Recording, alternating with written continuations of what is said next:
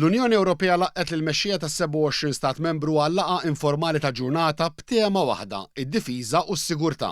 Il-President tal-Kunsill Ewropew, Antonio Costa, qal li d-diskussjoni trid tiffoka fuq kif jintlaħqu żewġ prinċipji ewlenin li l-Ewropa tkun responsabbli aktar għad-difiża tagħha u li l-pajjiżi jikkoperaw aktar bejniethom f'dan ir-rigward. Fil-każ ta' Malta dan is-suġġett imiss ma' pożizzjoni partikulari li tinsab imnaqxa fil-Kostituzzjoni dik li Malta hija stat neutrali li tħaddam politika ta' non-allineament u li ma tistax tissieħeb f'ebda alleanza militari.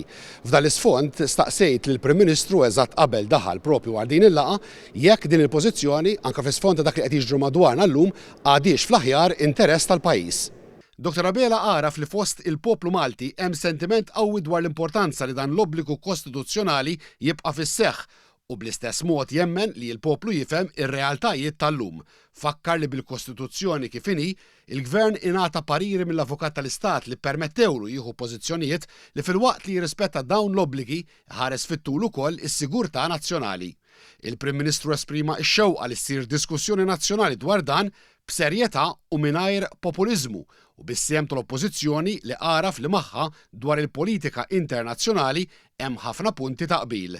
Tajjeb ukoll li naraw jekk ir-realtajiet kostituzzjonali tal-lum huwiex il-waqt li nibdew diskussjoni dwarhom.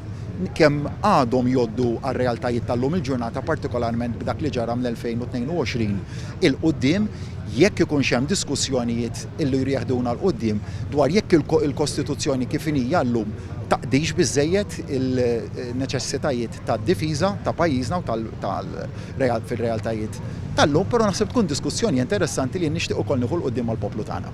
Il-Prim Ministru qal li l-Istati membri l-oħra jirrispettaw il-pożizzjoni kostituzzjonali u l-politika ta' difiża ta' Malta, punt li għamel ċar ukoll il-President tal-Kunsill Antonio Costa fittra l-mexxejja qabel din il-laqgħa.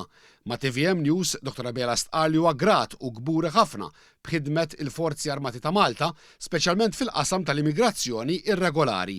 Qal li kieku mhux għas-soldati Maltin għandna problema kbira f'dan il-qasam wara l-fehma li l-pajjiż għandu jżid l-investiment fid-difiża. Nistgħux ninvestu iktar fi għal dak li hija difiża, naħseb il-iva. Fil-fatt l-aqwa investimenti li għamilna fl-armata jirrelataw għas-surveillance maġġorment. F'dak li huwa difiża naħseb li maħniex attrezzati biżżejjed għal dak li jrid jiġri, mhux qed ngħid li għandna morru niġġieldu gwerer. Ħalli nkun ċar ħafna fuq dan il-punt. Il-Prim Ministru qal li l-Gvern Malti se jibqa' jkun vuċi favur il-paċi u soluzzjonijiet diplomatiċi għal konflitti. Il-laqgħa tibqa' għaddejja sa tard il-lejla meta mal-mexxejja ingħaqad il-Prim Ministru tar-Renju Unit Keir Starmer. F'mumenti aktar kmieni ingħaqad mill-mexxejja is-Segretarju Ġenerali tan-NATO Mark Rutte. Mario Mikallef għal TVM News minn Brussell.